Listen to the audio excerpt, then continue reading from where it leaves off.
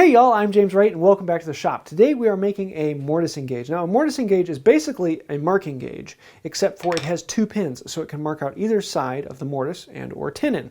And it is a great tool to have on hand because it's kind of like two marking gauges in one. So you can set up one pin to be one mark and the other pin to be another mark, and you can go to town.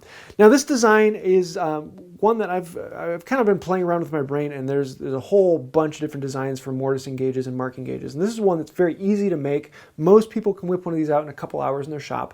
It's a lot of fun, and it being a little bit shorter, it also gives you more control over it so it's not tipping around. With a longer one, there's a lot of leverage out here and it's easy to bump it off course. But a shorter one is often a little easier to control. So let's actually dive in and take a look at how to make this little thing.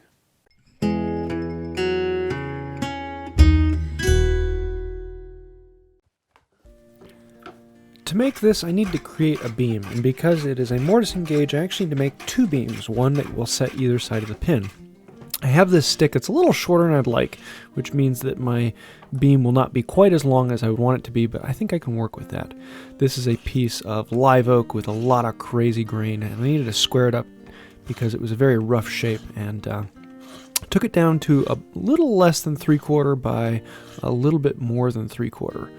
So once I have one side squared and then I can bring the other side square to that side, then I can mark off of those two sides and create a parallel line that I can plane down to make sure that these are precisely the same thickness all the way across. And that's very important as they're going to be sliding past each other. They need to be exactly the same thickness. Also, planing on this rough grain is very difficult. I had to make sure everything was really nice and tight. I used my number 5, which was a fairly heavy set cut, to get close to what I wanted to, but I still had to stay a good ways away from it. And then I came in with my smoothing plane and brought everything down to that nice final finish. Now I want to cut this stick in half so that I can have the two beams I need. Mark it out and cut it down. Fairly simple, and I just want to make sure that they're the same length because as they're sitting side by side, I want them to look similar. They don't have to be perfect, but close enough. Now, this block that I have, I want to have these running with the grain rather than across the grain. Again, it doesn't really matter, but it makes it easier and it will be stronger running that way. And that way I need to cut it to length. I want it to be slightly shorter in length than the two beams. And then I need to actually create a channel for those two beams to slide into. So here is cutting it to length, marking that out, and then we can cut that down. I guess I could have used the bench hook, but I found that I use more putting the block in the vise and cutting on that. It just makes it a little bit stronger. Now I need to cut a channel for those two beams to fit down into. I'm going to be putting in a knife wall here, slicing down with a knife, and then coming in from an angle to pop this little chip out. Just makes it a little bit easier to fit the saw in. Also need to mark the depth of cut so that we don't go too deep. Using a tenon saw, because I'm cutting with the grain, I'm going to slice down to that depth cut on both of these two tracks. And now we just need to remove the waste from between these two tracks so that the beam can fit down into the block. Now first I'm just going to grab a chisel and pop out the majority of it. And then I'm going to flip the chisel upside down, bevel down, and work down closer and closer to depth. Once I get fairly close to depth, then I can bring in the router plane and bring it all the way down. And the router plane is a lot of fun, especially in this aspect where you're really taking something down and getting a nice detail to it. It also gives a very smooth surface on the bottom of this. In this Paduke, it cuts beautifully, and it's a very silky wood once it's down, but it is a very stringy wood, and so if you go against the grain, it tears out. You need to be very careful in the direction you're going. I ended up making it a little bit thinner than I needed, so I got the side rabbet cutter in so that I could come in and clean that out. Got it close, check it back and forth, make sure the beams are in there. I don't want it to be loose, I don't want it to be sloppy, I don't want the beams to move around, but I need them to be loose enough that the beams can slide back and forth. So once I got it really, really close to that, then I came in with a file and detailed out the last little bit until they fit in there nicely and we're sliding around. And I was really, really happy with the fit on this. As long as you take your time and make these beams precisely the same width all the way across, then everything should fit in there nicely. And happiness. Next, I want to work on the ends of these, and with a really, really sharp chisel, you can have a little bit of fun cleaning off the very end of this. And I love these shavings. I was just going to smooth them out with a plane, and I thought, no, I'm going to do it with the chisel. I'm just very happy there. I need to drill holes in these for the bolts to go through, because there's a bolt that's going to go through the beam and then through the body, and the bolt will hold it in place so they can't slide back and forth.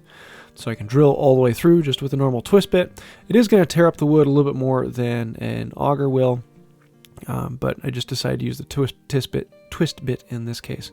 Don't ask me why. I need to trim up the pencil so that I can mark where the center of this slot will be, because we need to build a long slot in here. Now that I have that line drilled, we can then use an awl to mark the exact center of where I want these two lines to be, and then we can start drilling.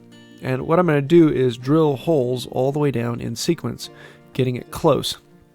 Once we have a whole series of lines drilled, then we can come back in with a chisel and chop them out and clean them out. And so just like with a power drill, you can pivot the brace up and down, and it can enlarge the hole and make it more of an oval. And if you work down to it, it takes out the majority of the material very quickly and very easily. So drill a hole, widen it out, drill a hole, widen it out. You know the bit. It's kind of boring though. And then you can come in and chop this out and clean it, but something happened right about here, and I realized, oops.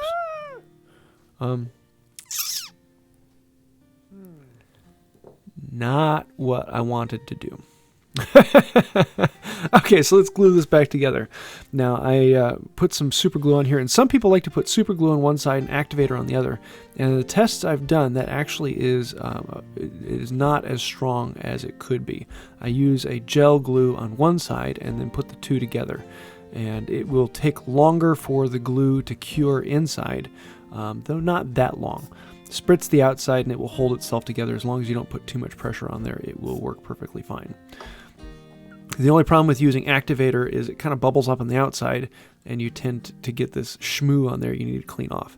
But again, with a sharp chisel, that's a lot of fun.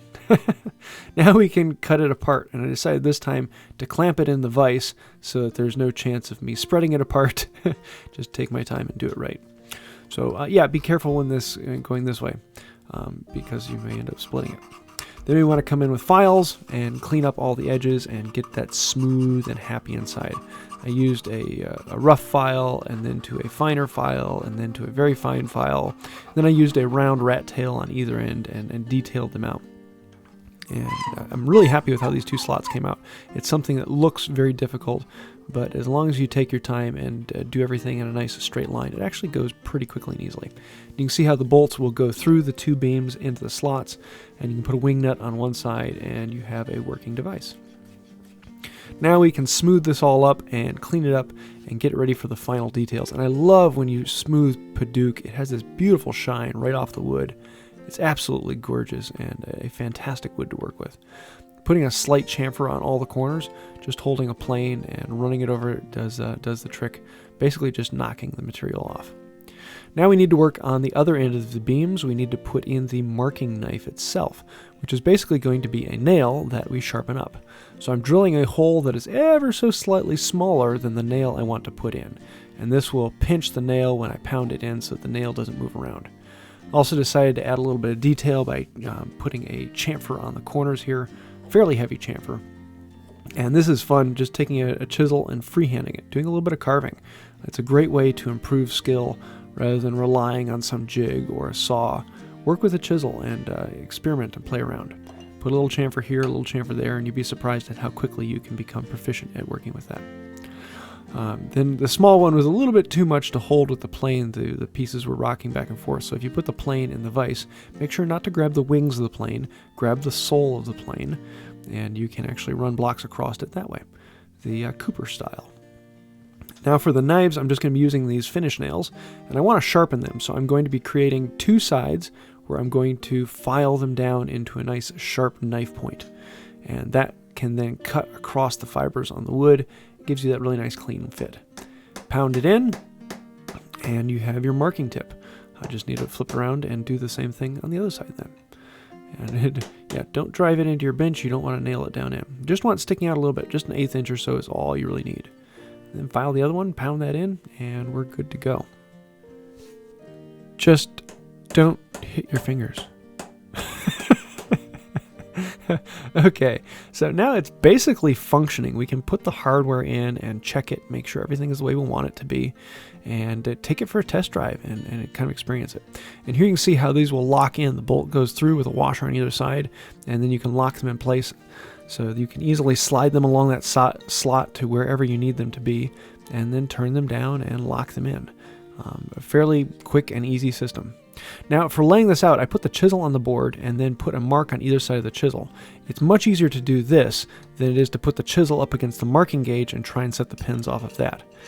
This also gives you the exact placement on the board where it needs to be. So I have 2 marks in the board from the chisel. Now I can set the 2 pins of the mortising gauge into those 2 lines. Set it on there, put 1 pin in, set it on, put the other pin in. That way you can just focus on 1 pin at a time, and you can get your mark that then goes all the way across. And now we can lay this out and create that line all the way down that is precisely the same width as the chisel we're using. And just like that, we've got ourselves a mortising gauge. I'm really happy with it. Now we need to finish the thing, and if you know anything about my channel, that means boiled linseed oil, particularly handmade boiled linseed oil. So this is stuff that I made in the shop. It's not the store-bought stuff, which I don't recommend you using with your hands. This is basically food grade. It's raw linseed oil that I have boiled down. Well, it's not actually boiling, but that's just what they call the process. And I have videos on that if you want to see and making your own. You can do boiled or bleached, and they provide really good finishes. I put it on, let it soak in, and then wipe off the excess, add some paste wax, and it is done. And I'm really happy. Looking forward to using this thing. It is a fun, simple device and very user-friendly and works really well. So there you go. There you have it. This is a lot of fun, and I like how this came out. It's just a simple little tool that it's great to make a tool yourself and be able to use it. So this is set up so that I can do most of my mortises. A lot of people are going to say it's not long enough. Well, rarely do you actually have a mortise that's that far in. Yes, if I were to get into timber framing, this wouldn't work for it. But for 99% of all the joinery I do in this shop, this is far longer than I need. And because it's not too long, it also gives you far better control over it. You're not getting all that leverage that's going to be bumping it out of the way. So it's a very easy tool to use and relatively simple to make. So I hope you like this build. I'd love to hear your thoughts and comments down below. If you have a different way that you'd like to be done, or if you have some idea of something I should try next time, I'd love to hear that. Please subscribe, like, share. That really helps out the channel. I think that's about it for now. And until next time, have a wonderful day. Now, you can finally gauge how big your mortise is.